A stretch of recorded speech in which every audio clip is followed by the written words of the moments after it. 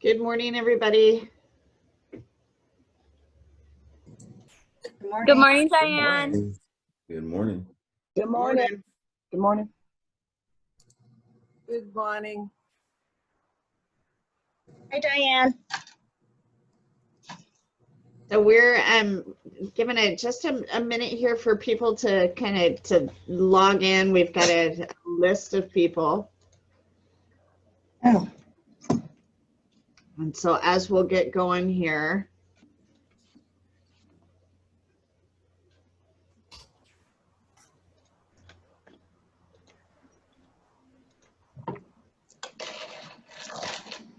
So it is, it's exciting to see everybody. And so this is the greetings and everyone, and welcome to the Renton Chamber of Commerce 2020 New Teachers Welcome event, which for about 30 years used to be known as the New Teachers Breakfast.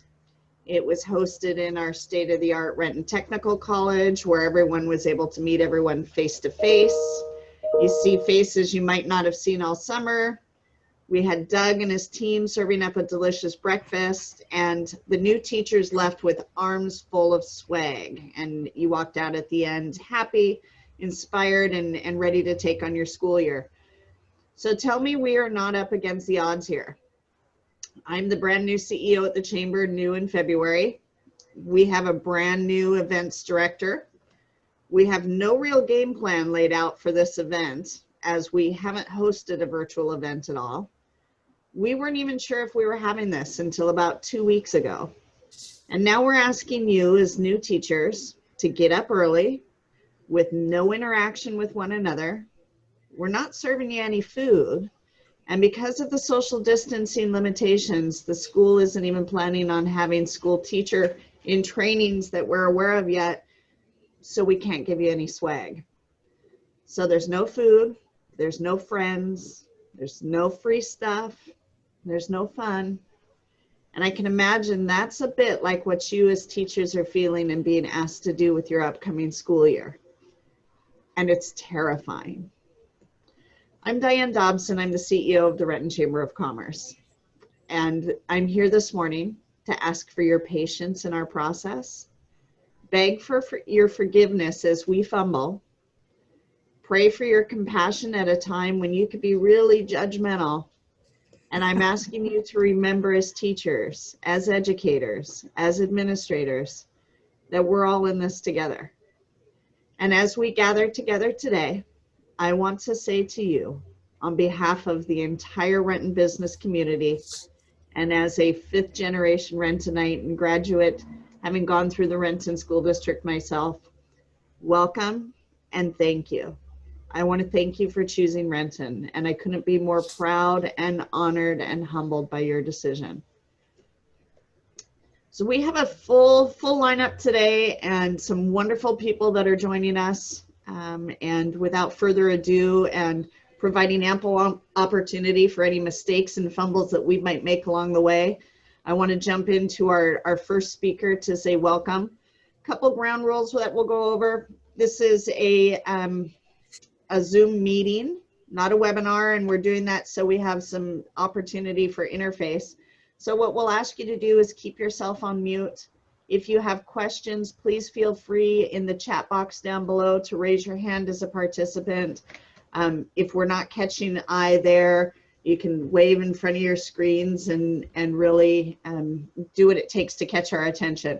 You guys are teachers, you know how this works, and you're going to be, this is great practice moving forward into your year ahead.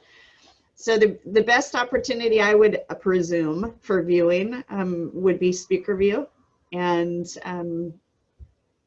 with that, without further ado, Dr. Patnod, what I would like to do is call my colleague, my friends, my fellow Renton High School alumni to say a few words. And we'll make sure that you're unmuted and. Well, we're all good, Diane. Thank you. And I just want to say you are far too apologetic this morning.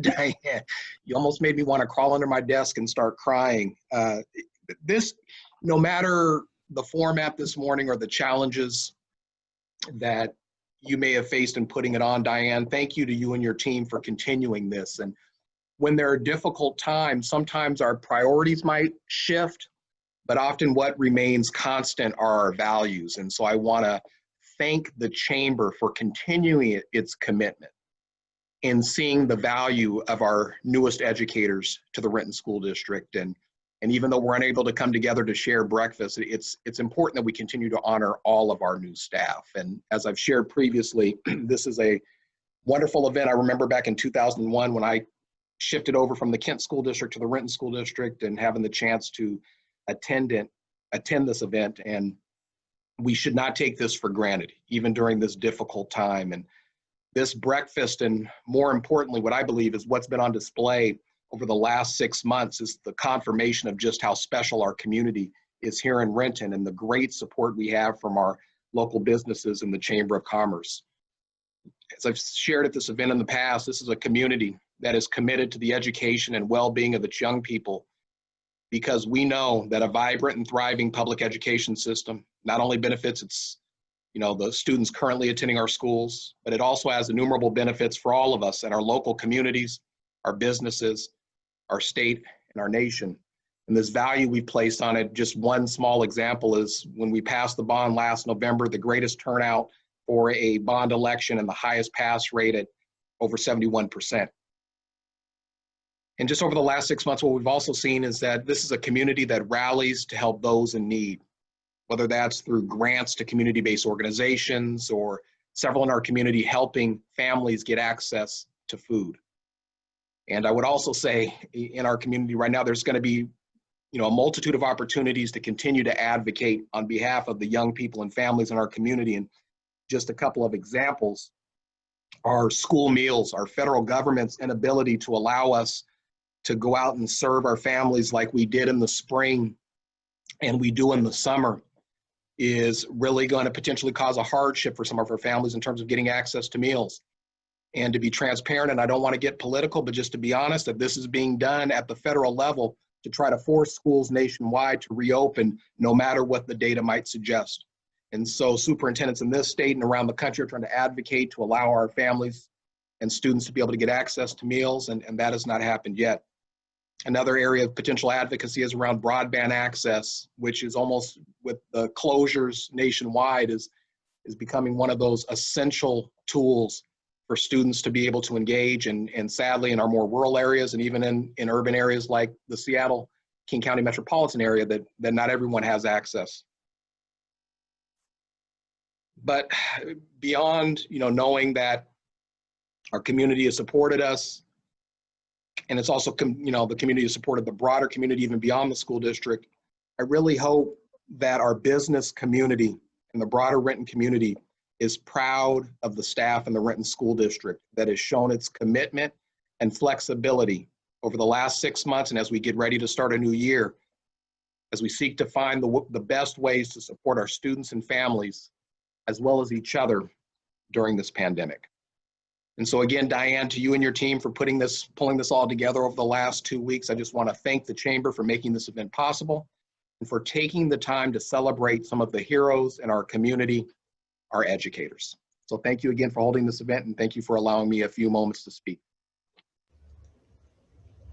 Absolutely. Thank you, Dr. Patnod. My hats off to you. In my position, I have had the novel and fascinating opportunity to meet with people in just about every industry. And everybody has challenges that are magnificent and as unique as their industry is. And the school system, unbelievable, the magnificent challenges that you have to face. And I can imagine 2020 has been far more challenging than just contending with your kids on whether you have a snow day or not. So thank you for your continued leadership that you provide with our teachers, our educators, and within our Renton community. And thank you. Generally, we have a wonderful host for this event, Dr. Kevin McCarthy in the Renton Technical College, where we hold the event. And it would not be a new teacher's breakfast without a welcome from the Renton Technical College as well. So Dr. Kevin McCarthy would like to invite you to share a few words. Thank you, Diane, and welcome everyone. I'm Kevin McCarthy, as Diane said, president of Renton Technical College. This is my 6th new teacher breakfast/event, and so it's really good to have you all here. I'm also very pleased to be a member of the Renton Chamber of Commerce board, and would really like to thank Diane and her staff for all they've been doing lately for the business community and just the general community. And it's Diane's really just hit the ground running, and it's great to have her in place. I see on our graphic we have an apple. I would have preferred bacon. I brought an egg, but that's about as close as we can get for breakfast. And it always is a great event. You know, it's nice to see everyone and start building those relationships that I think are really the key to, you know, education in Renton and the community, because as Dr. Patnod said, it is a very supportive community and really integrated in the support for education and the meaning for that's going to be for our students and also for the people that work in education. And really that's the focus for this morning, is welcoming all of you new teachers that have chosen Renton. Perhaps you have moved from a different district, or perhaps this is a very new job for you. So it is going to be certainly an intriguing year as how we do things. And you know, truly, you're really in the middle of these overlapping crises that we're dealing with, and you're probably experiencing them in multiple ways yourselves. You might have your own childcare issues just as you're helping teach the children in our community. You might have your own experiences of racism as we're dealing with social justice matters across the city and the country. And you might have families struggling with employment. And so this can be, as Diane alluded to earlier, very daunting. But I think out of that really comes opportunity, because you put yourself in a position and a career choice to really be agents of change and to find creative teaching and learning methods in this year that we don't know how it's all going to roll out. You can be champions of social justice in your students' success and empower them and give them voice. You're in the position to work from here with these students. And so you have a very noble profession that is going to have to be delivered with patience and grace this year.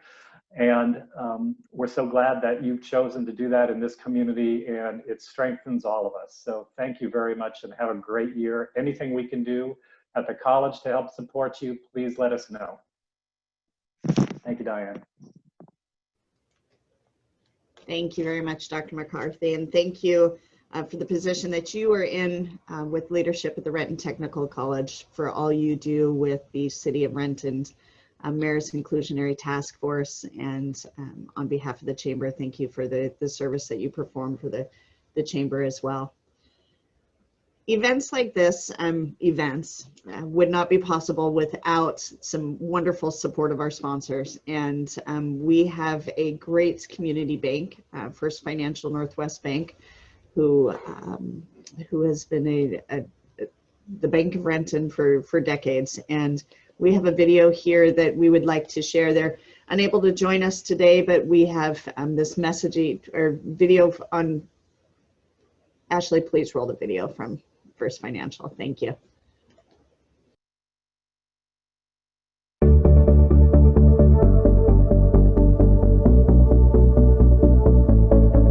We work hard for you. We always have. We are here for you in our branches, over the phone, and yes, even at home.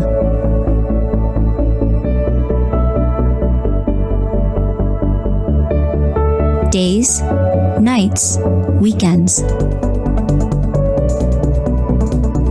You come first. Our team's passion and commitment to our communities is what we thrive on. Just wanted to say thank you to you and your team. You guys have been awesome. I know you guys have been fighting for us, with just working night and day and just going way above and beyond. I just wanted to let you know that I appreciate your team and all of your hard work. And my business appreciates you guys so much. are the financial anchor. When nonprofits need support, we are there.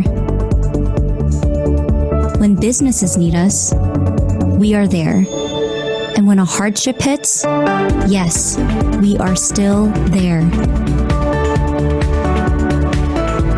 Helping you along the way. Because when you bank with a community bank, you experience a different level of service. The kind that makes you feel like friends, like family. Because we care. At First Financial Northwest Bank, you'll feel the difference. Because you come first. First Financial Northwest Bank. Unique, innovative solutions.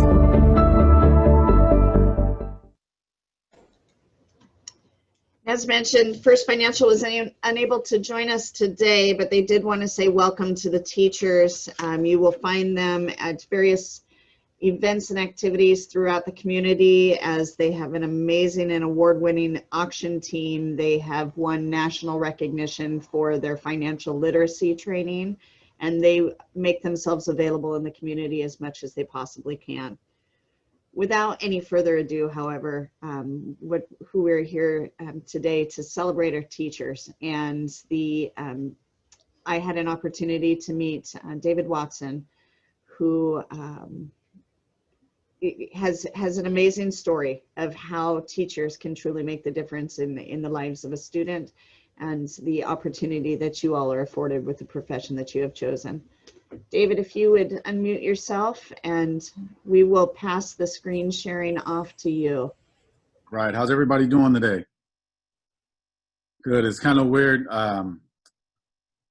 talking in front of you and really not being able to hear anybody's voices or read body language and things of that nature. But I am very happy. It's still not letting me share the screen yet. But I am very happy to be here, and I definitely, here we go. All right. Does everybody see a picture of a little boy? Yes. Okay. So I can't see you right now, but you can see me, but we're gonna go ahead and go. So this is David Watson right here. So David Watson was born May 8, 1974 in Sacramento, California. I was about maybe 8, 9 months old right now, somewhere around there between 6 and 9 months. I was a 10-pound, 2-ounce baby. So I had no idea what it's like to be a woman who gives birth to a baby that's 10 pounds, which I'm very happy I don't know anything about that. But I do know what it's like to be a 10-pound baby. So I grew up in a family that really, I grew up in a loving family. We were a poor family. I had no idea how poor we were. It was just something that, you know, we just didn't know. You know, we just kind of thought everyone just kind of lived the same way that we did. We lived in a, you know, a poor neighborhood, and we didn't know how poor that neighborhood was. But at the end of the day, we did the best with what we have. So, neighborhood that I grew up in is Oak Park. Now, Oak Park, Sacramento is just a very, you know, here's the bottom line. Definitely was not the best neighborhood when I grew up there. Nothing close to it. A lot of gangs, a lot of drugs, prostitution, abandoned houses. You can come out your house and you're stepping on crack vials and things of that nature. That was before you even got to school.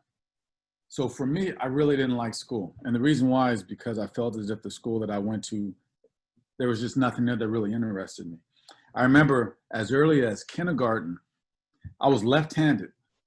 So if I hold my hand with my pencil or my pen with my left hand, this is how I write. But my teachers told me, hey, listen, you're gonna write with your right hand. So when I put my pen or pencil in my right hand, I held it like this. Can everybody see that or no? Yes. Okay, so this is how I held my pen with my right hand. What I didn't know, and this is years later, I was in college, and a woman approached me and she says, hey, I see the way you're writing with your right hand.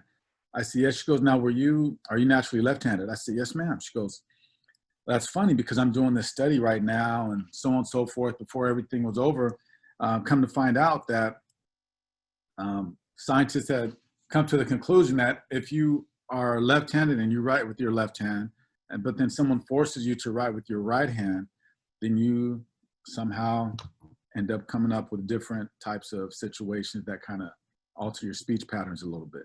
So for me, as a kid, I stuttered. And the reason why I stuttered is because I went from left hand to right hand. And because I stuttered, people would say, David, or stop, because that's kind of how I talked. And for me, I didn't like it. That's how I fixed it, by fighting.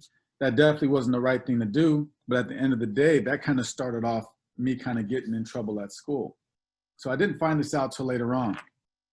Another reason that I kind of struggled at school is because teachers could not relate to me. They would say different things and, okay, fine, things were said, you're a teacher, I'm going to respect you. But I remember one day, me being black, you wouldn't believe it right now, but I'm a bald head, I have a shiny head, but I used to have an afro. Everybody had an afro, and a lot of times people had jerry curls. And for those of you who had jerry curls, you know what I'm talking about. But the bottom line is, my hair, I had an afro.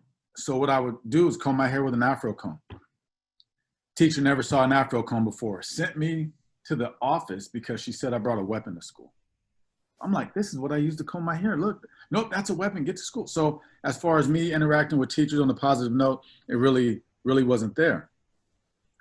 So this block, 14th and Sumac, that's where I'm from right there. So when I talk about different things that were going on in that neighborhood in Oak Park, it just was not the most ideal place that you really want to live and raise a family. You grew up tough, but like I said, we really didn't know a world outside of that. We were just in like that Oak Park bubble. So by the time I started middle school, this is me right here in the middle with this New York Yankees jacket on.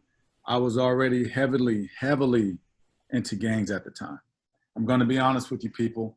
I've been arrested about 4 times before I even reached the 8th grade. I sold drugs. I stole cars. I did all types of things. Anything that you could think of, like I probably had a little hand in it or whatever it might be. I was a criminal. Middle school. I really didn't know any different because that was my surroundings, and I just embraced my surroundings. Did I like it? I really didn't know any different. I'm just being honest with you. I just really did not know any different. The middle school that I went to, you walked in, there was only one way in and one way out. Every student that walked in had to walk in through a metal detector. Take off your backpack goes through the metal detector as well, you're wanded. So there's only one place that I know of where whenever you go to another building, you're searched and walk through a metal detector and wanded, and that's prison. And that's exactly what I was on, that school to prison pipeline. So furthermore, it was something that I did not know, but hindsight being 2020, you reflect on your circumstances and where you're at right now at that current place and what you're doing. You don't think about it because you're only in, I was only in the 8th grade. I didn't think any different. So this right here is a picture that I took. And I'm not happy about this picture, but I'm very honest about this picture because where I was at the time, this is what I was doing. So I'm throwing up gang size. You guys see my red hat, so you pretty much already know the affiliation that I'm with. And the reason why I put that out there is because I knew exactly who I was at that point. I didn't see myself living past 18. I definitely didn't see myself graduating high school. I didn't want anything to do with anything in the educational realm because I just enjoyed doing what I want to do and run the streets. Now, my parents, in a sense, had no idea what was going on. And I kept it that way. There's some times when I got arrested, I either was drove home in a police car, or they came to pick me up from someplace, and I did have court to go to. But the bottom line is, they just knew I was going to school and didn't really think about the issues or the problems that I had because I had older brothers and sisters and I had younger brothers and sisters. And they were more focused on them not getting in trouble the way that I was. So fast forward, 8th grade is over with. I went to a program at Sac City College for students that were like myself, that were at risk, that were borderline. And it was called ESP, an extra special program for extra special people. So I completed that program in the summer. And what that program really did was it kept me busy during the summer, which I didn't know. I just like, okay, I can go to City College. I'm going to be going to the 9th grade, but I'm going to go to City College. And honestly, at that time, if you were to ask me what were my 2 favorite subjects in school, I'm going to tell you right now. Actually, I'll give you 3. Lunch, recess, or, you know, breaks or whatever, and girls. Those are the three. Those were the three. My parents could never afford to put me in any organized sports. So I had no experience with organized sports until I hit high school. So I never played Little League Baseball. I never played Pop Warner. I never played any, I had never had any extracurricular functions, but because I didn't have those, that was just another reason for me to go out in the streets and do what I wanted to do. So now high school comes, and my mom tells me, she says, hey, I wake up the first day of school, my mom says, listen, you are not gonna go to school with your friends, which are these individuals right here, because all you guys do is get in trouble with each other. So you're not gonna go to school with them, you're gonna go to a different school. Now this school was tied to that same main high school. So you have a main campus and you have a West campus. I went to the West campus. West campus was a school for business, technology, and teacher preparation. I had no idea what this school even was. I just figured I was gonna go to the same school with my friends and kind of continue doing what I was doing. So my mom wakes up, David, you're not gonna go to that school, you're going over here. I'm like, Mom, listen, you're not gonna be able to walk into a school on the first day and tell those people your son is gonna go to that school. It's not gonna happen. Now my mom is about 5 foot tall and she's about this big, but she is something vicious though, I'm not gonna lie, boy, she is something vicious. We get to the school, she slams her hand on the desk, pow! The secretaries and everyone comes up.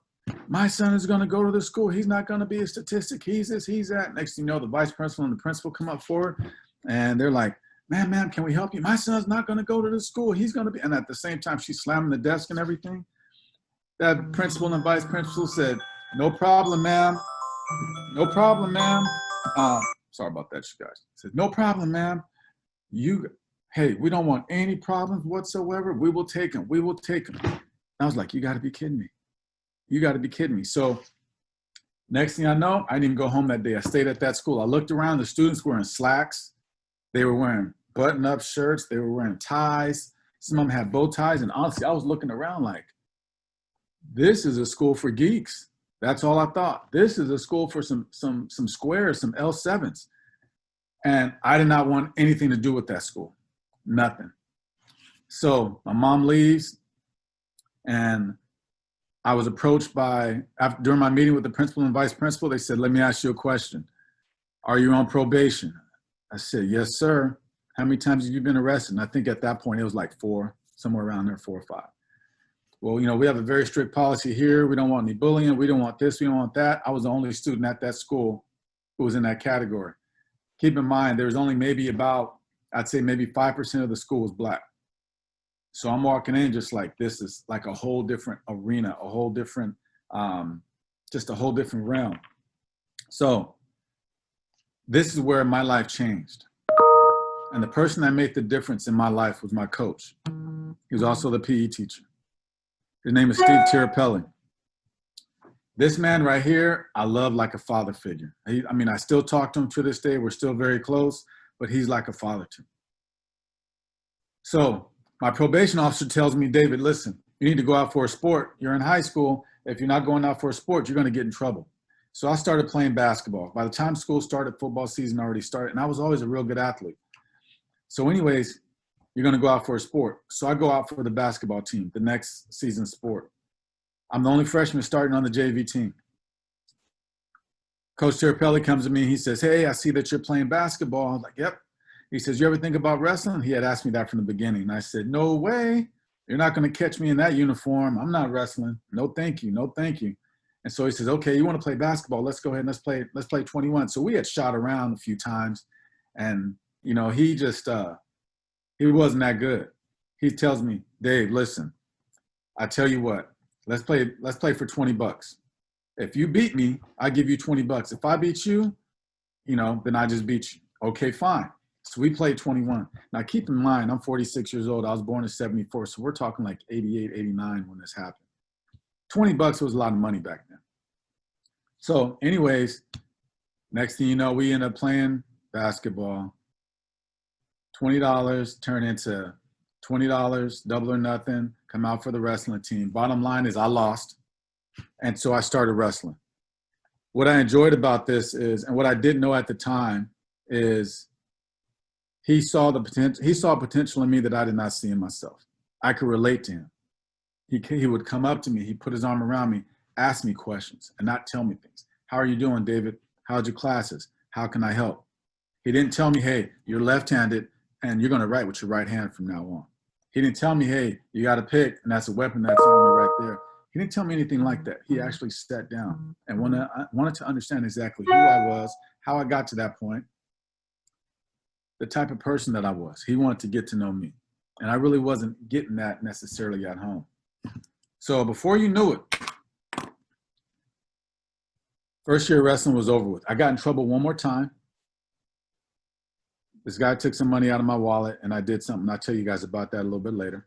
But bottom line is, he supported me 110%. First year was over. I went to him. I said, Coach, listen, you know, I cannot, I started thinking like my probation officer. Coach, is there anything I could do in the summertime? Because if I have all this idle time on my hands in the summertime, I'm going to go back to the park. I'm going to get in trouble. He goes, yep, I got you a job doing construction work in the summer. I'm like, construction work? What are you talking about? I'm from Oak Park. You know, I don't know anything about building houses and swinging hammers. Don't worry about it. Well, come to find out, the wrestling program had a feeder program for little kids. So one of the parents in the feeder program went to him, and which I found out later, said, hey, do you have any dumb, strong wrestlers that need a job for the summer? And my coach said, I know the exact person. So that person he introduced me to, his name is Dave. I look at Dave and my coach the same way. Both of them are like my best friends, my confidants. I trust them 110%. My kids call them grandpa. Their kids consider me their brother. So my coach's kids and Dave's kids, they call me uncle. That's just how it is. That's how close we are. All right. So before I know it, I graduated from high school. So now I'm 18 years old, never saw that happening, and I just could not believe it because I knew what I was just some years before, 4 or 5 years before. Graduated from high school, and I went to Sac State. Graduated from Sac State with a BA in social science, and the main reason why is because my coach took a chance on me, and it was on me to take a chance on someone else. I had to give back to my community in that sense. Things changed a little bit. What I ended up doing was at the end of the year, you always have, like in the quad, there's always like a job fair going on. So I applied for law enforcement. And I was thinking to myself, you know what, I'm just going to apply for it just out of the blue. I know I had a record. I hadn't been arrested since I was in middle school. Didn't have any more contact with law enforcement or nothing of the sort. Everything was just great for me. I was walking that path. So I applied, and before I know it, I got a contact right after I graduated from Sac State with that BA. 4 months after I graduated, I got a call from the Department of Corrections and Rehabilitation to be a corrections officer in a prison in Central California. So I said, you know what? I have this BA in social science. I can do law enforcement and then always come back. So teaching was my plan A. Law enforcement was my plan B. But it's crazy how things work because that law enforcement being my plan B ended up being my plan A.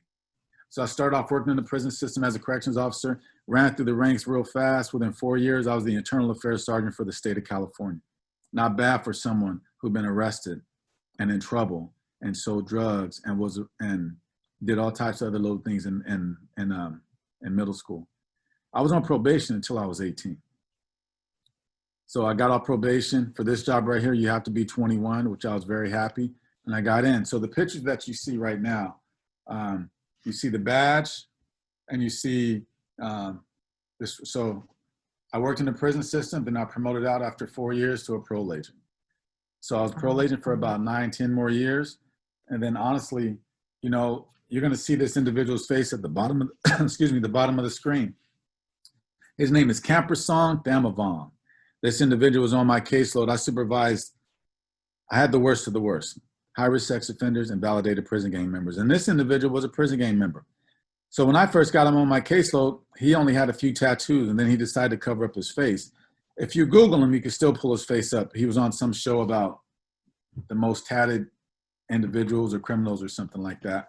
But he broke into one of my partner's cars and stole the items that you see to the right of that picture. So this individual was very bad, but honestly, I just got tired of seeing individuals who look like that. I got tired of seeing individuals who just, that was their life. The whole time I worked in a prison and I was a parole agent, I enjoyed helping people get on the right track. But I would always ask them, hey, how did you get like this? Like what happened in your life to where, you know, you ended up in prison or you ended up on parole? What happened? just about everyone told me, you know what, Watson, if I'd have met someone who took me under their wing when I was in either middle school or high school, we wouldn't even be talking right now. Even these individuals that you see, the individuals in the pictures, those are me. The ones that say parole, those are David Watson. I don't want anyone taking pictures of me or anything of the sort. And believe it or not, these pictures are on the internet. You could just Google these pictures and they come up.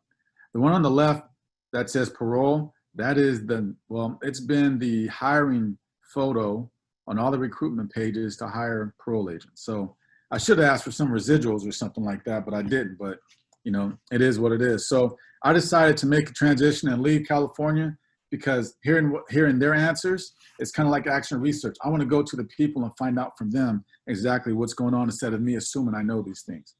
So Camper Song, Thamavong, and other individuals caused me to just say, you know what, I think I'm ready to do something else.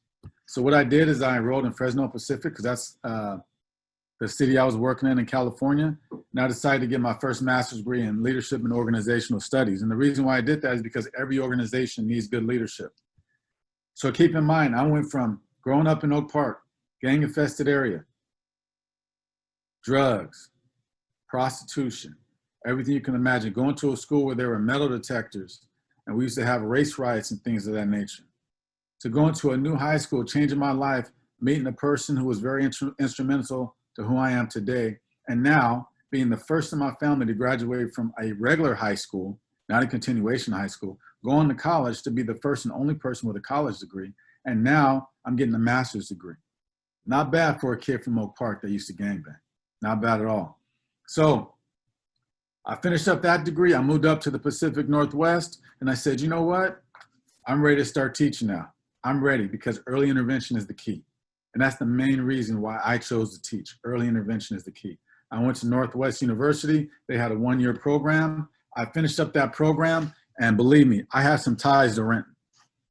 Once I was done with that, well, towards the end of the program, you guys have to do your student teaching, which a lot of you just finished up. But this is where I did my student teaching at. And I know somebody's either got to be putting their hands up in the air, waving, or cheering or something like that, but I enjoy working at this school, Dimmitt Middle School in Skyway. This is my introduction to teaching middle school right here. I loved it. I love the students. I love the teachers. It was great. I learned a lot. My mentor teacher, her name is Deborah Baker, and I still to this day love her with all my heart. And if there's anything that she ever needs from me, she gets it. I never forget where I came from. And so me going to Dimmitt was like me going back to middle school. It was the same type of middle school that I went to, minus the metal detectors. That wasn't there. We had police officers on campus as well. But it was just something, I just enjoyed it because you're talking a very diverse school. The first day I walked onto that campus, I had a student, I can't remember this student's name. He looked up at me and he said, "Who are you?" I said, "What?" He said, "Who are you?" I said, "I'm Mr. Watson. I'm a student teacher." He goes, "You're a teacher?" I said, "I'm a teacher." I said, "You never seen a black teacher before?" "I never seen a black teacher that was a man." And I said, "And I tell you what, man," I said, "You know what I'm looking at right now? I'm looking at a young man that can be president one day." He said, "You think so?" I said, "Absolutely." "No one's ever told me that." I said, "No one's ever told you you could be president of the United States?" "No one's ever told me that." "Well, I'm telling you right now." And he walked away, and I should have got his name because you know what? At the end of the day, I just want him, even today, I would tell him the same exact thing. So I finished up my student teaching at Dimmitt Middle School, and I went to teach at O'Day High School.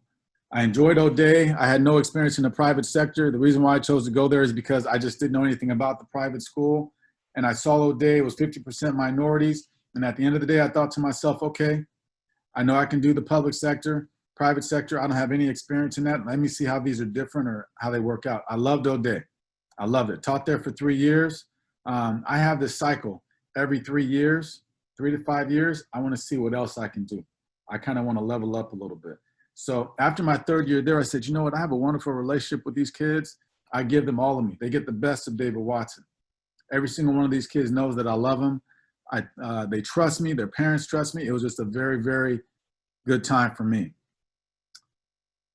But I said, you know what? If I can develop these one-on-one relationships with these young men, because I really looked at myself, and that's the reason why I wanted to work at a school that was all boys, because I know how I was. I said, you know, I can talk to them about social justice. We can talk about equity and equality, diversity, equity, and inclusion. But if I'm only talking to these students right here, I want to reach the whole school. I want to reach everyone. So my next step, I went back to school. I went to Seattle U to get another degree, educational administration. So let's back up. You're talking about a young man from Oak Park, growing up in that gang lifestyle, been arrested when he was in middle school. Now he meets someone in his life who turns the channel for him. He turns the page. Now, David Watson, because I have a name now, David Watson graduates from high school. David Watson graduates from Sac State with a BA in social science. David Watson graduates from Fresno Pacific with a master's in leadership and organizational studies. David Watson graduates from Northwest with a master's in teaching. Now David Watson graduates from Seattle U with a master's degree in educational administration and his principal certification. This is a young kid that grew up in the hood, a ghetto. So I finished my program.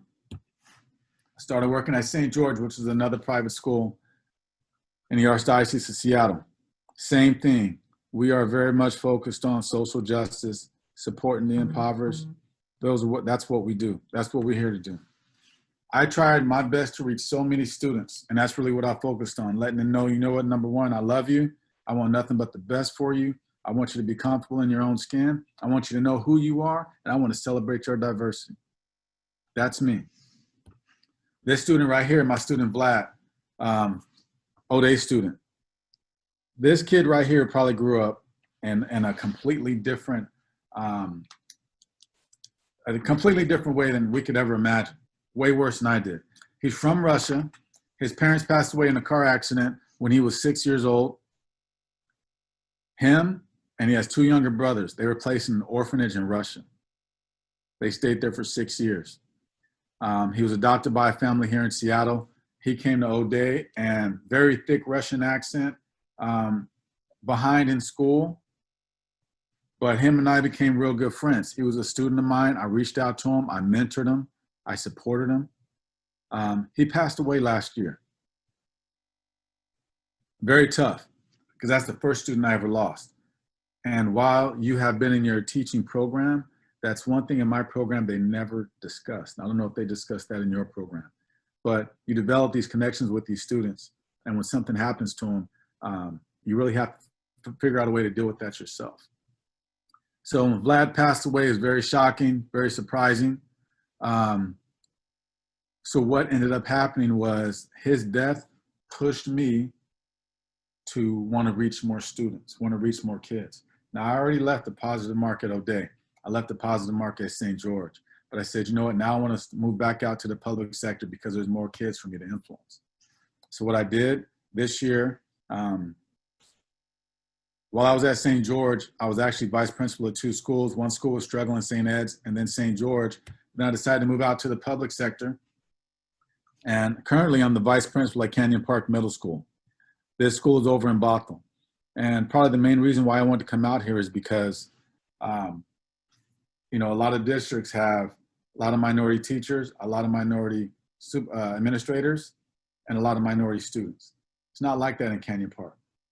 But now it's very important for students who are not minorities, probably even more important for students and families who are not minorities, to see a minority in administration, a person of color in administration. And on top of that, it's very important for our students of color to see someone that looks like them in administration.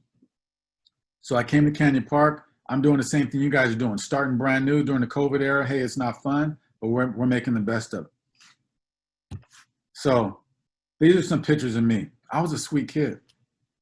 I was a sweet kid. You see my afro over there with the carnation. Now, if you grew up in the 70s and early 80s, if you didn't have a picture from Olin Mills with those encyclopedias in the back, I guarantee you, you know, your parents probably have one. But I grew up, I was a sweet kid. I felt like I did a lot of things that I was supposed to do. Like I said, I didn't know how poor I was, but at the same time, I was me. But I was also a trouble kid.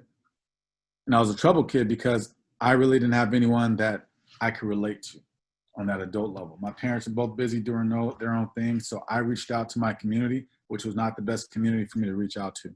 This picture right here in the middle, this is my suspension notice for beating the kid up for taking money out of my wallet. I didn't get in trouble. His mother didn't want to press charges. The principal just said, hey, just let me know about it next time. But he still had to suspend me. So on all the days to be suspended, David Watson was suspended on his birthday. There's no fun about that at all. But like I said, I was a troubled kid and it didn't necessarily bother me. But with the proper influence, a group of people, number one, I thank my mom, because my mom, she said, you're not going to go to this school with your cousin and keep getting in trouble. Then I met my coach. Then I met Dave. You know, and ideally it takes a village to raise a child. If I didn't have those influences, I would have never went to Sac State. I would have never went to Fresno Pacific. I would have never went to Northwest. I would have never went to Seattle U. I would have never met Vlad. I would have never met my students at St. George. And if you look to the right, I never would have graduated. I didn't see it happening. I just did not see it happening. And I'm so grateful for those individuals who came into my life and invested in me. Because if I did not have that investment, hey, I wouldn't have been in law enforcement. I wouldn't have 4 degrees. Or I shouldn't say have, I wouldn't have earned 4 degrees. I would not be a teacher. I would not have coached at O'Day and other schools. And on top of that, I definitely would not have been an administrator. We need you guys. And the reason why we need you is because you're looking at an individual who needed someone to pull him on the right track. You're looking at an individual who needed someone to put a different perspective, put a different lens. It's like, I can take these glasses off. I really can't see that well. I can see this screen and it's blurry, but I needed someone to put on some different glasses for me and say, damn, David Watson, you got potential. You can do this. You're better than this. I just noticed, I just saw something the other day in some training. I want to bring this up to you guys. And I feel like this fits me so well. There's an author by the name of Greg Bell. He's a motivational speaker. He talks about watering the bamboo, and there's an oath. He says, no matter what challenges come my way, I will continue to water the bamboo. So the Chinese bamboo tree, you take a little seed, plant it, water it, and fertilize it for years, and nothing happens. Then during the 5th year, it grows 9 feet in 6 weeks. Overnight successes are years in the making. You're looking at, I'm not an overnight success. This was years in the making. You have teachers that I had probably in the 3rd or 4th grade. 5 years later, now I'm in the 9th grade and I'm not getting in any trouble. Middle school teachers, 6th, 7th, and 8th grade. Now I'm a junior, senior in high school, 1st year of college. They're looking at me like, what the hell happened to you? How did you get to this point? The reason why is because someone watered that bamboo. Somebody watered me. I was that bamboo shoot. But it's not a sprint, it's a marathon. And that's what happened with me. I was a marathon. And I'm still going. One of my students 2 years ago asked me, hey, Mr. Watson, what do you want to do when you grow up? I said, what? What did you want to do when you're younger? When you say, hey, when I grow up, I want to do this. And I was like, I'm still growing up. I haven't stopped. Every day, and I'm a work in progress every single day. So I challenge you to be the difference in someone's life, because that's me today. Be the difference in someone's life. I needed someone like you to look at me and say, hey, you know what, David Watson, you have that potential. I needed you as a coach. I needed you as a teacher. I needed you as a yard duty, as a janitor, as the lunch lady, anybody. Anyone at my school that can pull me aside and just kind of say, hey, Dave, you know what? Everything's going to be okay. Everything's going to be just fine. I got you covered. I'm going to support you. What do you need? You can be that difference. I challenge you to be that difference. I know you guys have more to do, and I have to get onto my train as well, but I just want to thank you guys. And please, if you don't mind, here's my email address, drw4620@gmail.com. I was happy that I was able to turn 46 in 2020 because, like I said, I never really saw myself living past 18. I would love to hear from you. Please send me those comments. And if you could just put your first name and your last initial. So for me, it would be David W. That would be great. I really appreciate you guys. Diane, thank you so much for allowing me to come in and speak. I hope I did a good job for you. Anyone in the district, hey, this is the best way to reach me. It doesn't matter what the situation is. When I was in law enforcement, everyone was my brother or sister in law enforcement. Now all of you are my brother and sister in education. So whatever I can do to help you, to whatever it might be, just let me know. Let's all work together. It takes a village to raise a child. You know, teamwork makes the dream work. And you guys are part of my team. And I just really I like to focus on exhausting all my resources. And I'm just going to keep on watering that bamboo. Now that you guys know about that philosophy, grab that book, read it. And I just encourage you to do the same. That's the whole focus of teaching. Early intervention is the key, and watering the bamboo. Thank you, guys. David, thank you very much for joining us today, and thank you very much for sharing your story of how the education system turned your life around, of how one person, how one educator and one coach can make the difference in changing someone's trajectory and path that they might be even set up for, not just by choice, but by their environment, their surroundings, family history, by caring, by giving someone a chance, by reaching out and caring. Not only did he help you to redirect your path, but you turned your entire life around and you put yourself in a position of leadership, of giving back and paying it forward. And thank you for sharing your time with us today and for all that you do as an educator in the world around us. We're honored to have you as part of our team. Yeah, I'm glad to be here. I appreciate each and every one of you. Thank you for joining this fight with me. We have a long way to go. Don't let COVID scare you off. Hey, we're going to be better. We're going to get this. Trust me. We're definitely going to survive this. We're all fighters. We're all soldiers. So I appreciate you. Enjoy your day. Thank you, everyone. Thanks, David. Bye-bye. So teachers and educators have one of the most incredible opportunities to reach children and make a difference in the lives of that child. And especially now when parents are as well facing their own magnificent challenges too. And you as teachers have greater connections and opportunities of finding those connections and ways to guide and make a difference in the life of a child. And for those of you who have interest in music, or kids who have music or interested in music, here's a resource within our community that you might not be aware of that can help elevate children in passions that they find within music.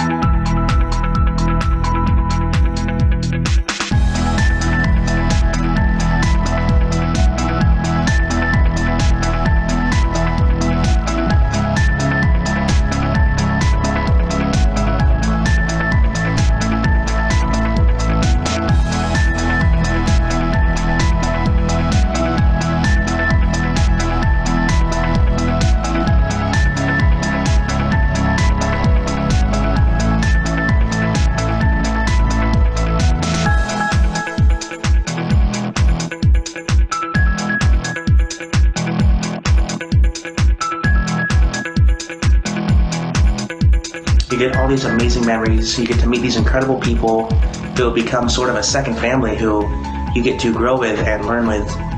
And when tour is over, you don't just stop talking. You continue talking to each other. You hang out with people. It's absolutely incredible. Ultimately, I would not be the same person I am today if it weren't for Drum Corps.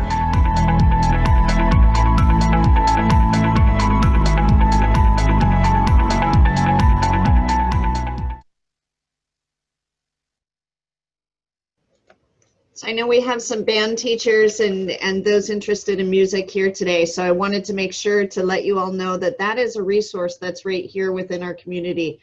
We would have been on summer 6, I believe, of the Summer Music Games. That's part of the Seafair Festival, and they host that here at the Renton Memorial Stadium. So look forward in 2021 for for that event. Encourage your kids to get out, bring your own family out. If you've seen those music and drum lines down south, to me, what the Cascades demonstrate are the best part of a football game, and that's the halftime show with the band. And so get out. It is a true performance. Another resource that we have within our community for teachers to be aware of is Pima Medical Institute. And we are fortunate today to have Campus Director Zach Spirin here. Zach, if you would like to unmute yourself, would love to have you say a few words. Yeah, thanks so much, Diane. So I'm super excited to be in front of a large group of new teachers here in the community. I think teaching is really one of the most challenging things you can do in terms of a profession. And I say that from experience. I've been in education for 10 years. I used to teach high school English. And the reason that I think it's so challenging is because of the reward it also provides. You know, some of the most challenging students, the ones that really keep you up at night and are the person that might give you the most headaches are the people that need you the most. And I think that's a good example from David Watson's story, that seeing that potential in students is so important. And that quote that he said, "No one has ever told me that," really stuck out in my head, because I think we all need someone to believe in us, right? And now more than ever, when we're not connected, when we're not, we're not living the same life we lived 6 months ago, we need mentors. We need people to inspire us. We need people to believe in us. And when I think of the people in my life that stick out, it's always been a teacher. I think the reason that I took the path of education was because of my high school English teacher, Mr. Bala. And I can still remember the way I felt in his classroom. And it made me want to be able to provide that same feeling to my students. So I have so much respect for the people that are on this call today. I'm so thankful for Diane and the Chamber for putting this together. And for Pima, we rely on our community of educators in order to create more medical professionals. Obviously, in our current times, we need more medical assistants. We need more respiratory therapists to take care of our community members, to take care of our family members. And one thing we've always noticed here in our community is that the students walking into our campus already seem to have a very positive outlook of education and looking at that as a pathway to opportunity. And our job is to basically continue the path that you've set out as educators for those students, to recognize that school and the right teacher, the right person believing in you can help you get to that potential that's inside of you, to reach that potential. And I love this quote by E.E. Cummings, that it takes courage to grow up and become who you really are. And I think that courage oftentimes comes from educators. And knowing that we've had almost 10,000 graduates here at Pima, and that they're out there affecting millions of different community members over the span of 16 years since we've been open, I know that we couldn't do that without the people that are on this call today. So again, I just want to thank you for inspiring the students that end up here at Pima, for making that impact in our community. I want to thank Diane for putting this together, and thank all of you for what you do, because we couldn't be here without you. Thanks so much, Zach. And as Kevin Smith, who is the director of CTE with the Renton School District and one of our valued board members here at the Chamber, has pointed out that the Renton School District Health Science class offers dual credit with Pima Medical College and Renton Technical College as well. So Zach, thank you for all that you do within the community, and we appreciate you. One of the items that we have touched on today is mentorship, and with mentorship is for me a great opportunity to share one of our shining examples, another product of the Renton School District, who has now made that choice as well to turn around and give back to the community with a tutoring service. She's a teacher and she is a tutor. And so Mackenzie Lord with Senorita Kenzie, if you could hop on. Thank you so much, Diane. Hola, y espero que todos estén bien. No les preocupen. I'm not going to speak in Spanish this whole time, don't worry.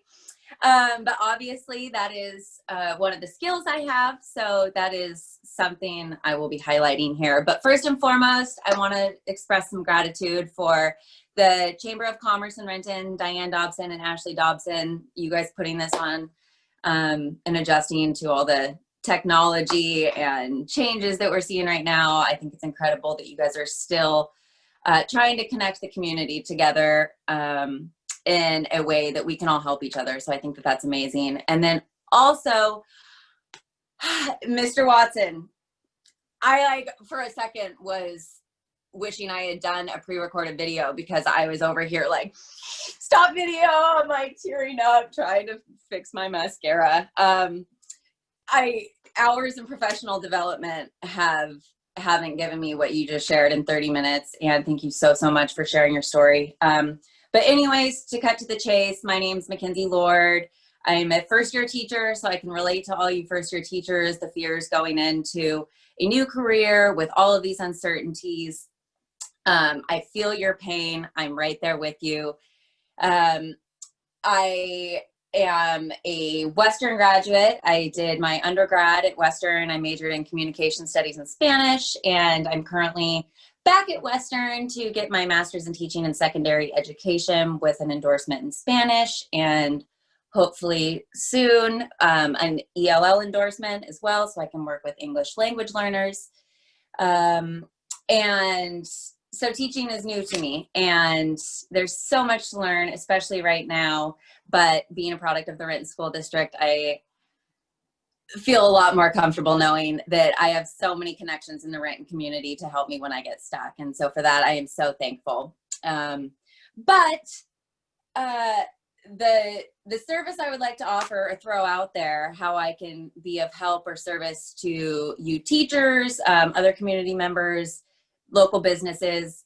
Having studied Spanish for years, living in Argentina for 6 months, and then other travels, you know, I've really gotten to know some of the cultures in South America and Central and South America, and then also the language. And so I would like to share the beauty of the Spanish language with whoever may be interested. So because I'm starting, it's kind of a new business idea, being that we're all online. So I don't really know which direction I want to take it. I already have a part-time job working also within the Archdiocese of Seattle, St. Catherine's, 2 days a week. So on those other 3 days, I plan to tutor, do one-on-one Spanish instruction. I've already begun that, working with adults, but I also am interested in tutoring some of the students that may be falling through the cracks right now. You know, there's plenty of economically well-off families that are going to be able to provide support and tutors to their students, whereas some of those students who have parents that are working full-time or have multiple siblings and are struggling to get the attention they need and the feeling of belonging that us teachers can provide. So anyways, I'm going to wrap that up. I will be on, and if anyone would like my contact information, please shoot me a message. Thank you so much for having me, and I look forward to connecting with all of you. Thanks, Diane. Absolutely. Thanks, Kenzie. So what we're going to do now is frightening is scary is new to us, and we're going to hope it works well. We're going to break everybody into breakout rooms, and if this goes as planned, you will have a host that will provide just a couple of questions and icebreakers. So the questions that you have, your name, the school you're teaching at, and a positive takeaway that you have experienced from COVID. Every situation has a silver lining, and it is our job to find that silver lining. There's some cases we have to look a little harder than others. But so the questions again, name, school you're teaching at, and a positive takeaway for you with COVID. And with that, we will head to our breakout sessions.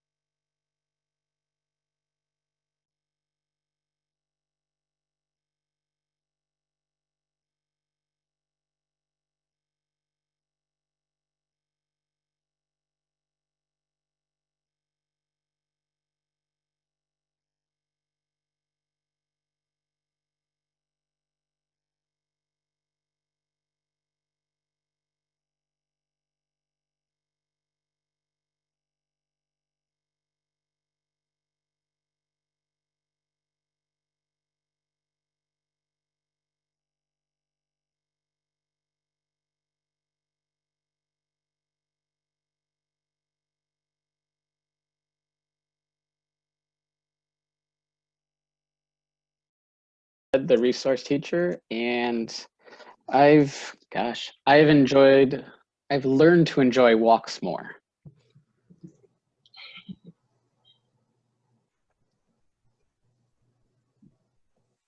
I'm Leanne, Human Resources, and I think I'm really enjoying like bike riding with my kids.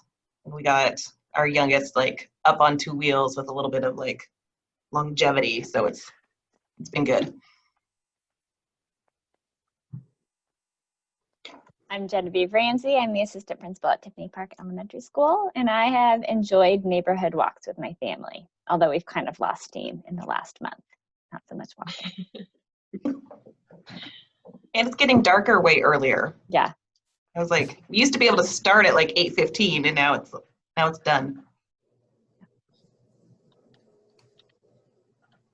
I'm Bob Ettinger, Director of Digital Learning, and I am going to give a professional benefit of COVID, which is that it's causing folks to have to use digital tools in ways that some people never predicted they'd be able to do, and so it's really enabling, I think, some innovative and new practice.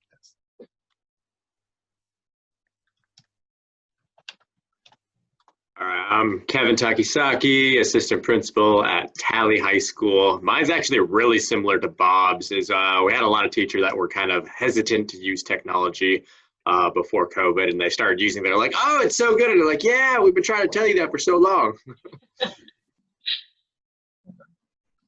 Well, my name is Ashley Dobson. I'm the Events and Relations Director here at the Chamber of Commerce. And a positive from COVID is that I've gotten the opportunity to really immerse myself more in the community, and I'm not taking for granted those moments that I get to spend with my loved ones. I'm Zach Spiron. I am campus director of Pima Medical Institute. COVID's taught me to be a hiker. I've never thought of myself as being super outdoorsy, but with a lot less options, I've started hiking, and yeah, didn't realize how beautiful our state parks were. Started getting out there.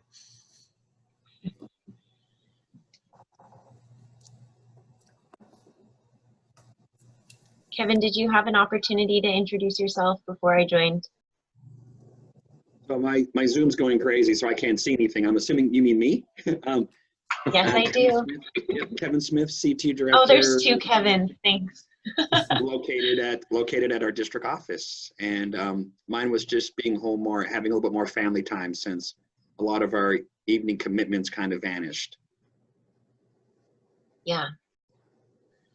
Well, you guys had kind of started off before I was able to join the breakout room, so thank you guys so much for taking the lead on that, and thank you so much for taking the time to be here with us this morning.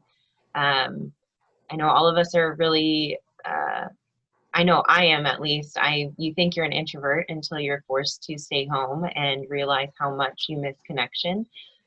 So I just am so glad that we're all able to join each other this morning, even though it's through our screen. So thank you guys so much. And yeah, I don't know if you guys want to talk more with each other about any like struggles or tools that you have found really helpful in this kind of uncertain time. But if there's anything that you guys want to share, please feel free. One thing that I think has been really important as of late, you know, I've described people lately as being a bit on tilt. I would describe kind of people's feelings and emotions, and I know that some of the educators here at Pima, with learning how to be online instructors in a very short period of time, it's spread people thin and really tested their abilities. But I think little things that we can do like this to appreciate people, and it's something as simple as a note or you know, anything to really show them that you recognize and value what it is that they're doing, knowing that they're also needing to be there for their students is really important. I believe you can't give what you don't have. So I've really tried to build up our teachers and make sure that they know how important they are here at Pima, and I hope all of you know how important you are in serving our community So I think that's been a big tool for me as an administrator.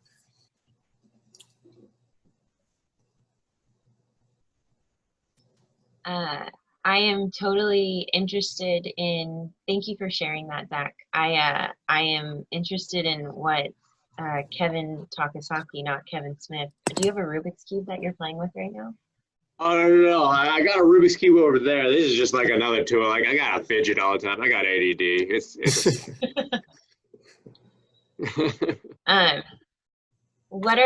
so something that we keep talking about here at the Chamber is that obviously a lot of the people attending this morning are new teachers. This is going to be their first year teaching, but in my opinion, from an outsider's perspective, I feel as though everyone is a new teacher this year, having to, utilize tools that we haven't in our education system before, and also any teachers that have years of teaching experience behind them are now having to, relearn how they're going to educate their students. So I really just want to again take my hat off to you guys and just thank you all so much for what you're doing. You guys are making a huge impact on the lives around you, and just know that we're here to support you guys in any way that we can.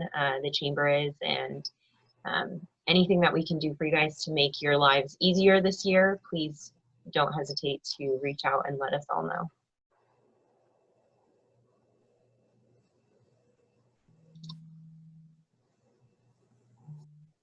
I am going to just check really fast because I am running the PowerPoint really quick to make sure that we're not missing anything with the other rooms. So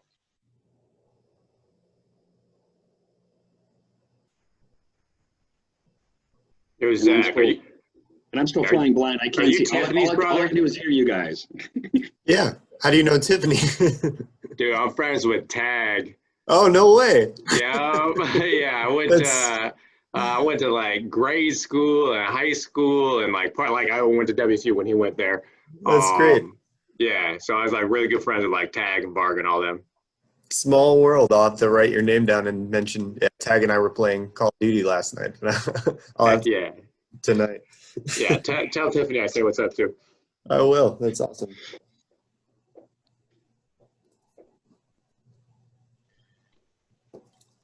So just for my own curiosity, how long has everyone here been teaching?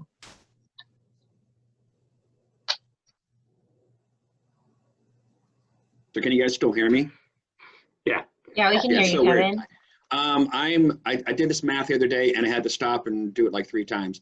I'm entering year 28, I think. Ooh. Impressive. That's so good.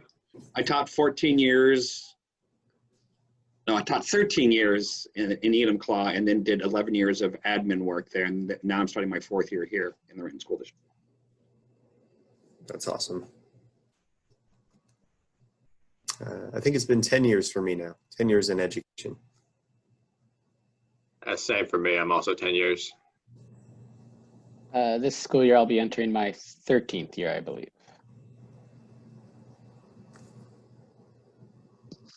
I'm 15 years. Oh, go ahead, Genevieve. I think I'm starting my 19th year.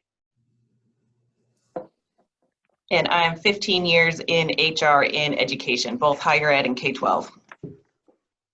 And I have a fun fact. 10 years prior to my education, I worked 10 years at Johnny's Food Centers, which used to exist in South King County. There was actually one in Renton up in Cascade area.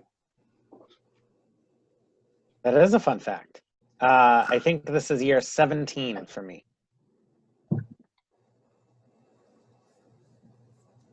Awesome.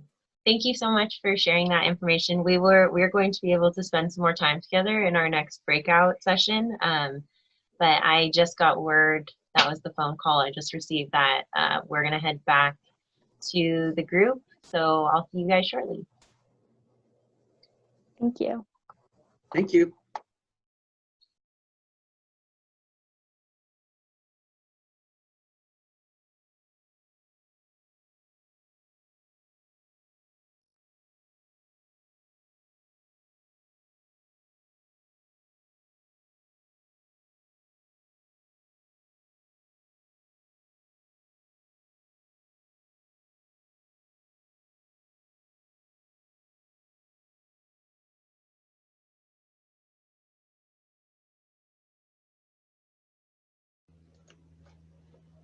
Okay, Ashley, in navigating these breakout rooms, does it look like we have everybody back to our main room? I just closed out the breakout rooms, so they have a countdown right now that is at 51 seconds. So we should be joined by everyone here in literally 40 seconds. Okay.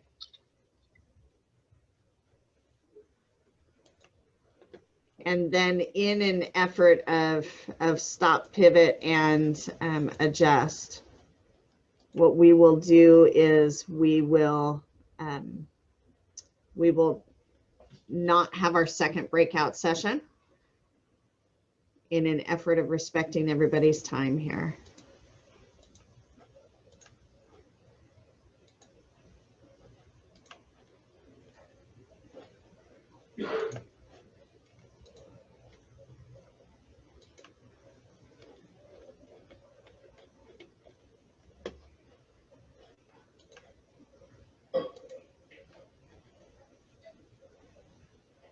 Okay, so that should be pulling everybody back in.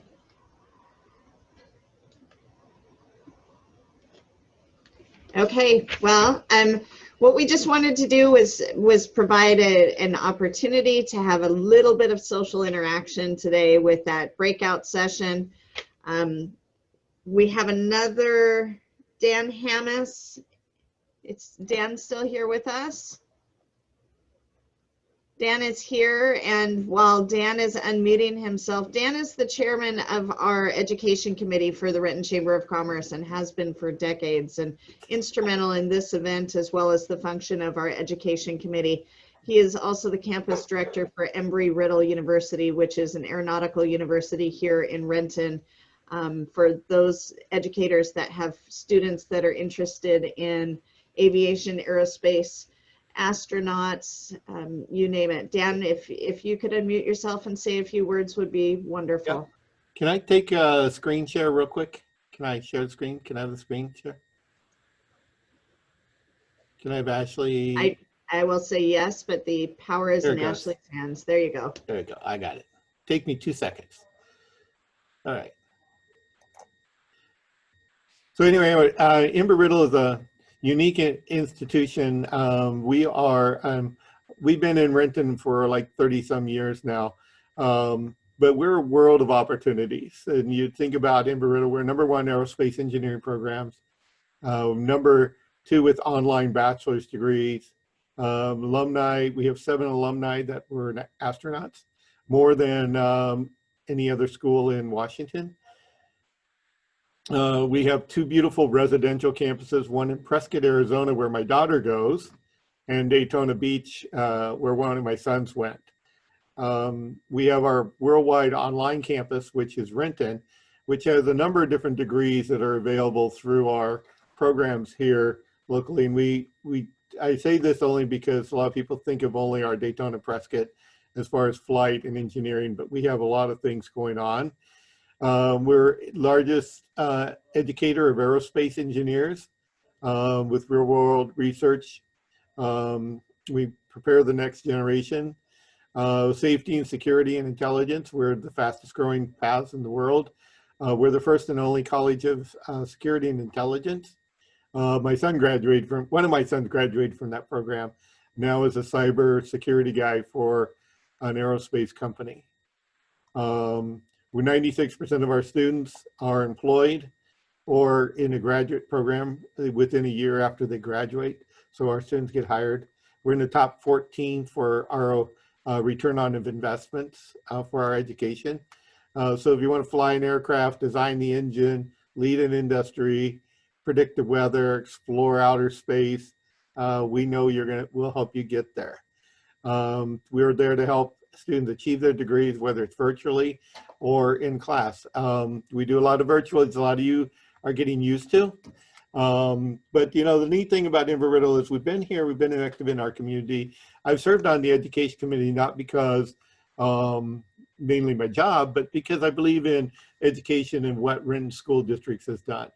We have a very good community of education support to help students get where they want to go, whether it is Embry-Riddle, whether it's RTC, wherever it is. We partner together to make sure we support teachers to help you support your students.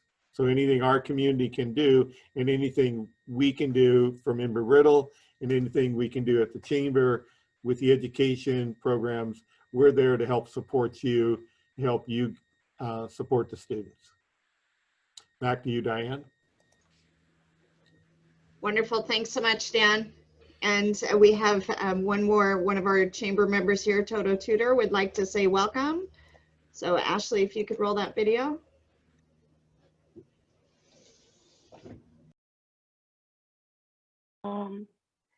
Hey everyone. Okay.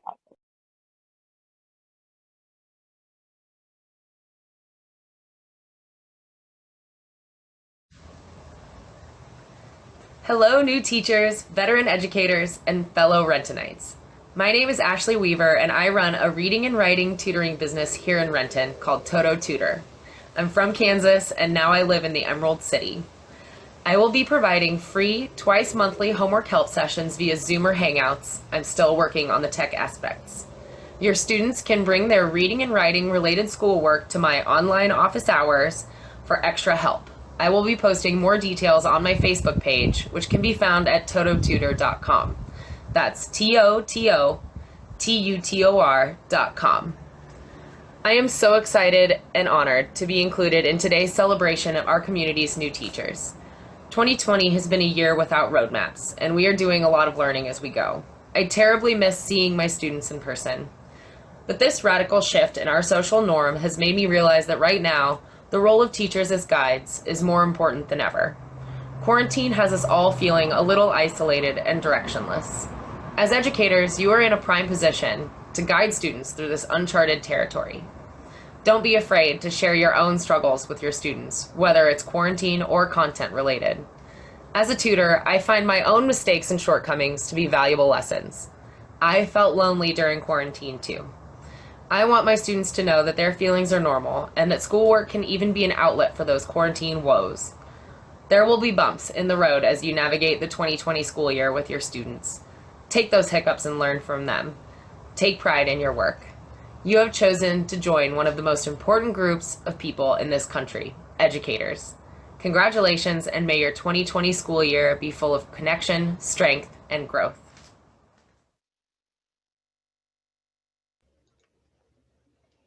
Ashley, thank you very much, and thanks for the work you do. And teachers, if you're interested in any of the tutors that have presented themselves today, you can reach out to the Chamber. What I want to do is we'll close with a video of a little dude, and you'll understand here in a minute why I call him that. But before, I know many of you are signing off for your next Zoom meeting at 9 o'clock. I want to extend thanks from the Chamber, and we'll close with a video, and two videos if you can stick around to watch the same. Dr. Patnaud, Dr. McCarthy, David Watson, all of our room hosts, all of our sponsors, and you teachers, administrators, and staff. Well, we have coined this a new teachers breakfast in celebration of teachers new to Renton. Know that the Renton Chamber of Commerce and the Renton business community is here to celebrate all of you, because this year you're all new teachers, new to the profession, new to the schools, new to this way of teaching. And just like this morning, we're all in this together, and we're going to fumble and we might even fall, but we're in it together. So please call on the Renton Chamber of Commerce. Kevin Smith, your Renton School District Director of CT, is on our board and education committee. Let us know how we can support you and continue to celebrate you in 2020 and beyond. And as a community, we are community proud, and we are proud to have you as part of our community. Thank you for joining us today. Thank you for the Chamber team for your support. We'll roll out with two videos if you can stick around to watch the same. Otherwise, have a wonderful day, and thank you for all you do.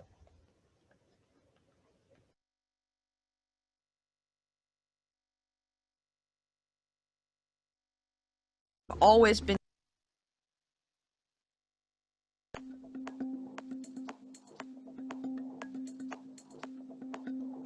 Hi, I'm Braden Coy, founder of Lil Dude's Insect Academy. I'm 15 years old and I've always been super passionate about entomology insects and really just the natural world in general, but particularly in insects. And so I created Little Dudes Insect Academy to educate all people of all ages all about insects. And so I do this through my I used to do it through live in-person bug classes where I would teach them how to pin bugs, how to handle bugs, really just everything bugs, right? But with COVID, it's kind of limited me to online things, and so yeah, I'm thinking I'm going to be doing online courses in the future, online classes. You can book your own personal event over online, and then I also have a free entomology podcast where I interview real life entomologists. And so yeah, it's completely family friendly. It's meant for your little ones. So if you are a parent, a teacher, a grandparent maybe, definitely go check the stuff I'm working on out and share it with your little ones. That's really who it's for. And so I believe that I believe that all little kids, if at some time in their life, have a phase of bugs, right? And I think that's really healthy because I know a lot of people that started in entomology and then they became maybe a marine biologist or a field biologist, right? And so I think it can lead on to do real big things. So I believe that entomology is the gateway to the sciences, and they can do big things through that. And so yeah, I mean, definitely go check the work I'm doing out. Lil Dudes Insect Academy. I'm on Instagram, Twitter, Facebook, YouTube, and I have that podcast that I mentioned, and it's all under the same name, Lil Dudes Insect Academy, LIL, Dudes Insect Academy. Yeah, thank you so much to the Renton Chamber of Commerce for giving me this opportunity to share this with you guys. I'm super passionate about what I'm working on, and yeah, definitely go check all my work out. I'm also going to be having a website up soon, but just follow along on my social medias and I'll keep you posted on that, as well as new episodes. So I hope you guys stick around and keep on bugging.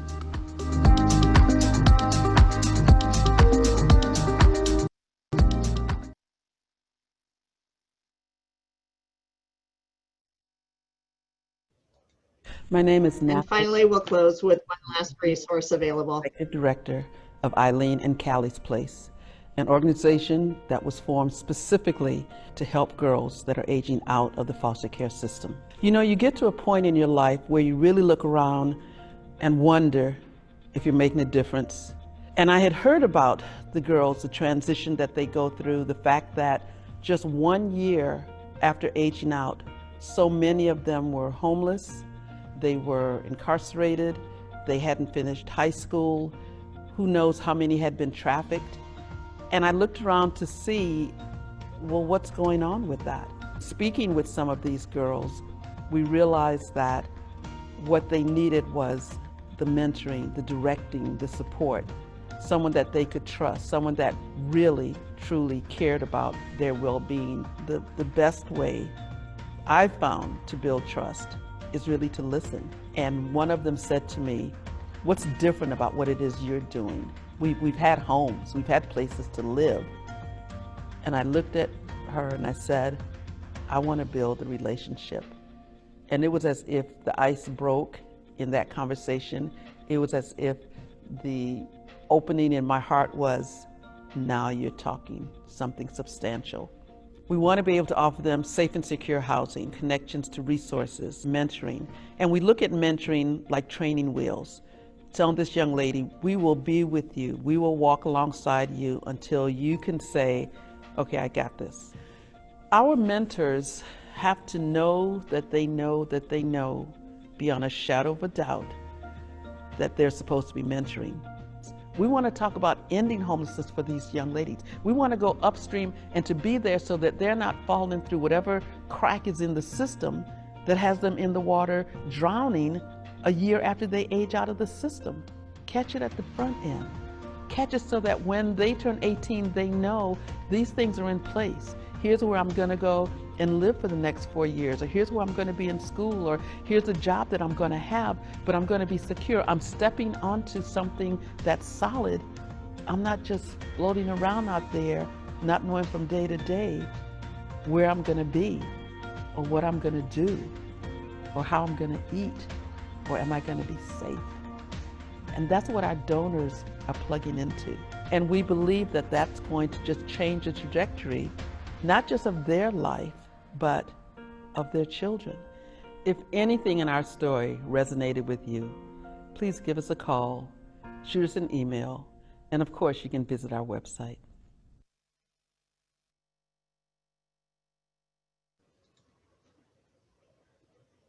Thanks everybody for joining us. Have a wonderful year ahead, and please call on the chamber if you need anything at all. Thank you.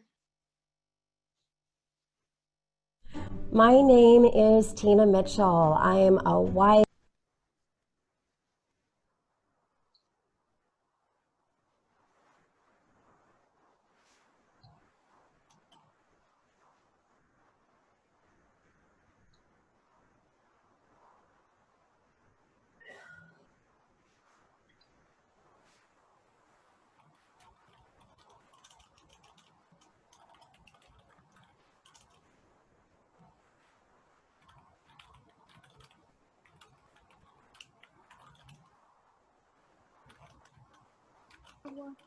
Bye.